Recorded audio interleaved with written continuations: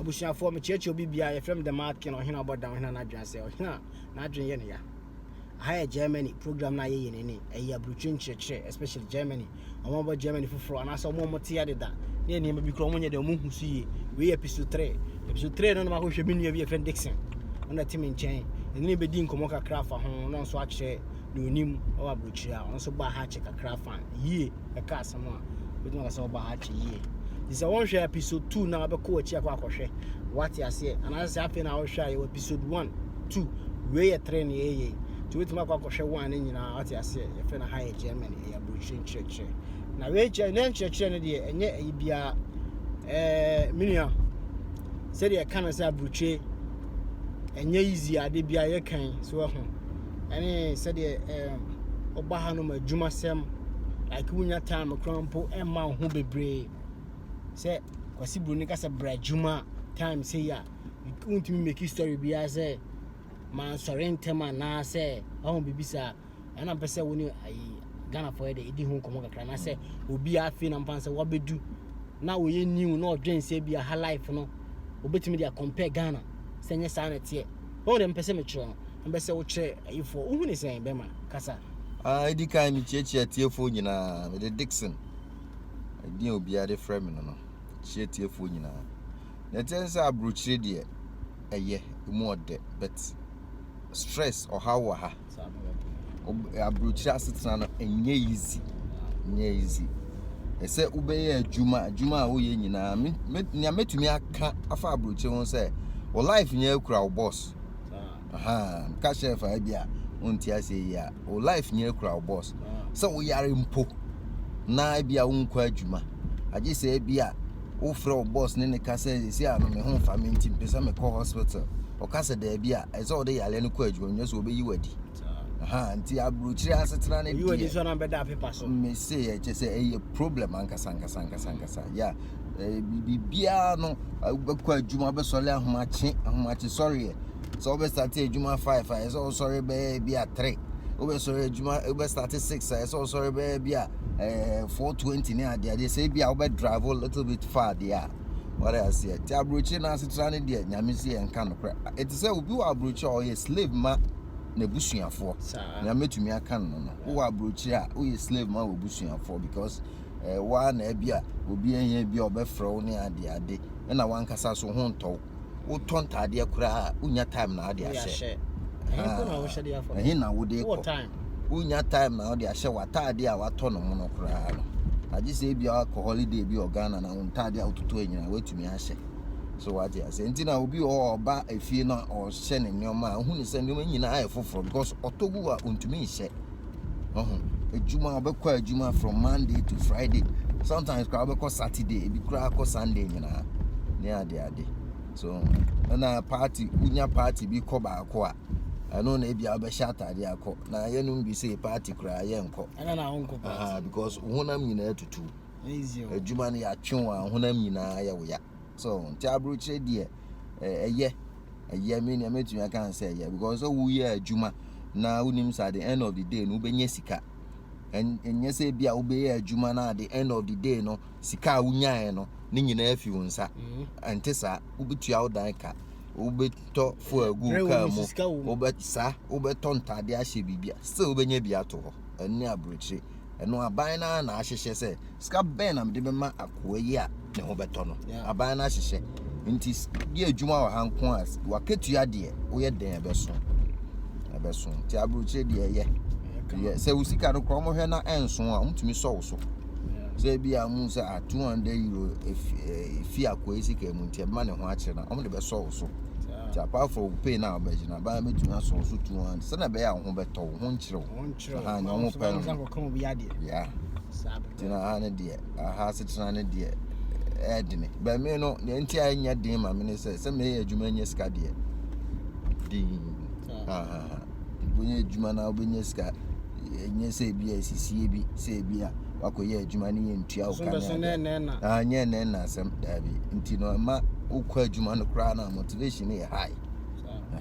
wo power wa ho dia odi adwuma ti ye ti de bia na wo hwe Africa Ghana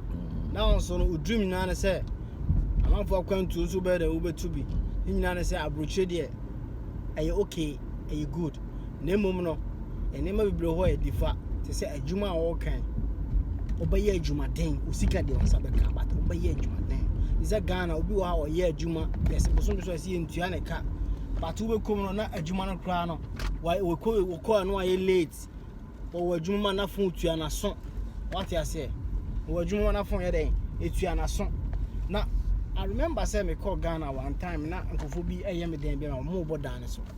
na o ma befo atena dan so na o mu di Messi ne Ronaldo home come just imagine and see our broche you can never do that. These are the things I say bia wo Ghana na pese oba broche na say oba be do broche for na wunya adwuma so be na say wunya bia you feel dream say aha de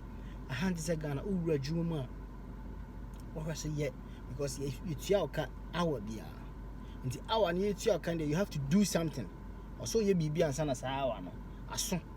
just imagine say obi de adwuma ma wo no be tia oka hour na nka wakotena ho na wo ka Messi bi ho asem na say Ronaldo bi ho asem. So this is the difference. Ghana no obenya adwuma ye asa adwuma na wo ye no obi an hya wo so bebre na so bi abosom beso na wo sika na ye na but wo ba harum na ha na adwuma no ye be hwe wo so obeye adwuma no anso nsa be den e be ka wo sika nti mu amo Ghana mfan say mo bompa ye ne na mpa kisu se nyame mo na mo mra brochi no ye we hwimu na the best said the bay amosom dem betima baby na ba be hwe bi ne mo so show trim say oba bedu a enti se Ghana enema bebre sesa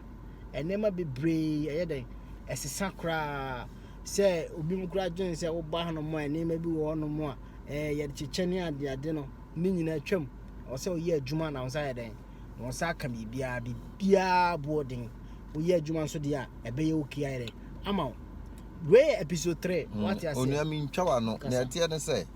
mrebi ko Ghana na me no metena akwatia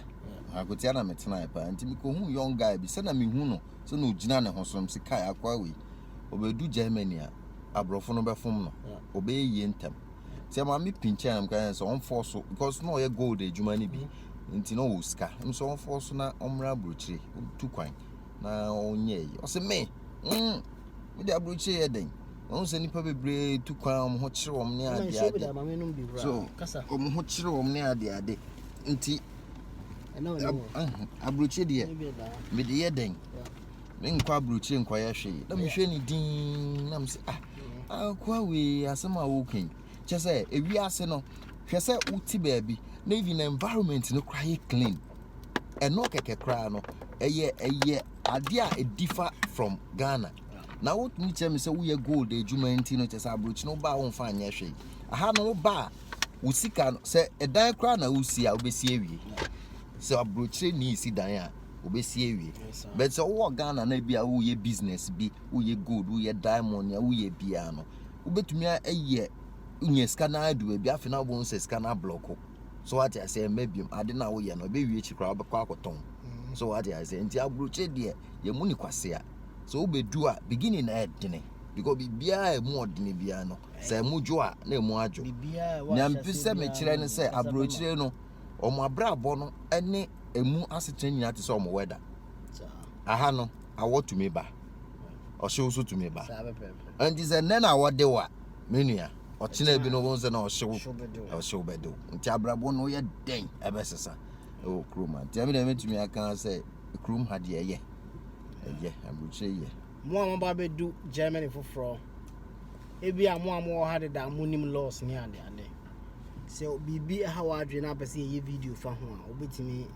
a comment your video we ase na so obetimi a twa inbox what you say my accounts or Instagram the Mad King oko na atwe me sabeka na so oko Facebook a the Mad King o twe me sabeka so ho Snapchat the market baby at the market e ba ko pe ogogola ba ko pe na ba me ni ti bibi ha wa adwen na so pese ye video fa bibi ho concerning abrochira me nua wo de atwema ye nyiska bia se on subscribe with the market ko click subscribe na so subscribe wi a bell bi da ho ana se asanfo be kan se adoma bi da ho no wa click so o click so a se video na beto ho na we de o hwe ye de mbesia ye aha Germany ye cheche obi bia Ghana fo nyina ye chia mo copy link we na fa send unua bi obedu abrochi foforo na se bia unua bi o abrochi da na se unua bi a opese okwa abrochi na se unua abrochi obeko no so wo ho anu ahwe bi ya me show bi bia the marking ohina abodam eni me nua Dixon ene de say enkomo ibramo Bremo. edin besie ya We say God bless you. bye.